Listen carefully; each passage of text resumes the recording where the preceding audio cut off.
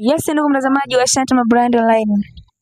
Mimi naitwa Mama Dogo Brand aka Mama wa Brand wote. Kwa siku ya leo mwanangu Faida nimetaka nikusogezee mtu wetu wa mahana, mtu wetu wa nguvu ambaye anaitwa Gatuzo. Na mimi Gatuzo ni rafiki yake au tuseme ni mmoja kati ya marafiki wakubwa wa Kifaru. Na siku hizi moja mbili tatu mimi sipo nyumbani, lakini nimepata fursa ya kutembelea mitandao ya kijamii. Nikaona klipu ambayo imeonyesha kwamba Kifaru amepona. Kifaru ni mzima mpaka sasa. Japokuwa nimemcall lakini hajapatikana. Amepatikana rafiki yake. Acha tuishi naye. Mambo vipi? Leo poa, nashukuru Mungu. Naongea na Gatuzo au sio? Ndio, mwenyewe naongea na Gatuzo. Mbona upo sehemu ya kelele mwanangu Faida? Ama saa hizi unaupigilia mwingine?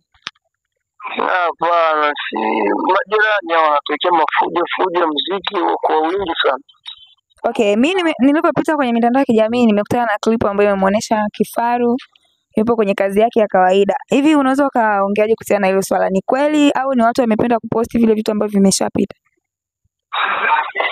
Hapana, ni kweli Kifaru Mungu amesaidia kabisa, ishakuwa fresh, ishakuwa mzima afya yake. Ndio. Ya, na siku hiyo hapo tulifanya interview na ndio Alobo Vibe TV na tukawa tuna watangazia watazamaji wetu kuwa ndugu yetu amerudi tena, na mimi nikamtembelea pale, nilikuwa na media. Ndio. Ya, tukapokeana pale kwa safari ya matibabu huko nje. Ndio. Na furaha pia kwa kuwa ndugu yetu amerudi tena, na Mungu amesaidia sana, kwa sababu ilikuwa sio jambo rahisi ndugu yetu kumrudisha tena kwenye uhai wake, maana kitu ambacho kilikuwa kinamsibu kilikuwa kimeshamwasili kwa kiasi kikubwa, lakini at least Mungu amesaidia. Ndio. Maombi ya jamii yetu imetusaidia sana. Ndio. Na tunashukuru sana mpaka sasa hivi ndugu yangu ashakuwa fresh kabisa. Ndio. Okay, nikukate kauli, kuna zile comments ambazo watu wengi walikuwa wanazungumza kwamba Gatuzo ni mtu ambaye anaonesha sifa nyingi, bado jamaa lake anaumwa, lakini akipona hapo atakuwa na bifu. Hivi waga mna bifu kati yenu nyinyi wawili? Hapana, mimi sijawahi kuwa na bifu na Kifaru tokea muda ule kipindi tukavuruganaga kisa cha pesa. Na yale mambo tukajenga akawa fresh, yani tokea muda ule mpaka sasa hivi sijawahi kuvurugana Kifaru tena. Na mpaka sasa hivi hatujawa na bifu zozote zile kwenye kazi zetu.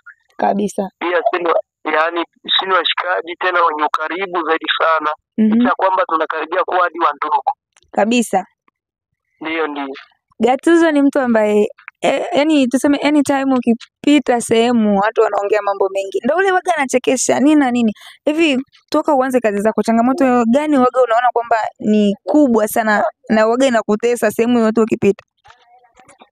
Yaani changamoto ni na wewe. Changamoto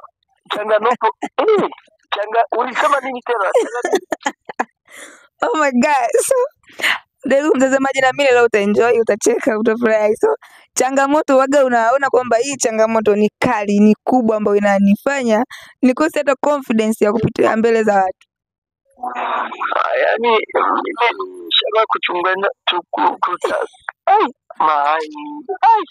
ndio kufuturu hapo mimi najikuta akili. Oh my God. So changamoto ambazo nazipitiaga mimi kwenye kazi zangu. Okay. Ni nyingi sana, za licha ya kwamba hadi kuna muda nakuwa na stop kazi, sifanyi kazi.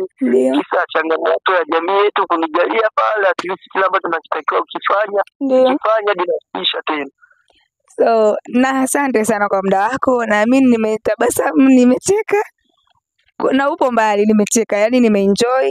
Na pia ningetamani uambie neno moja mashabiki ambao wananitazama na mashabiki wanaokutazama na wanaokusikiliza pia. Nitaka kuambia mashabiki ambao wanatazama na wanaonisikia kwa muda wote wananitazama,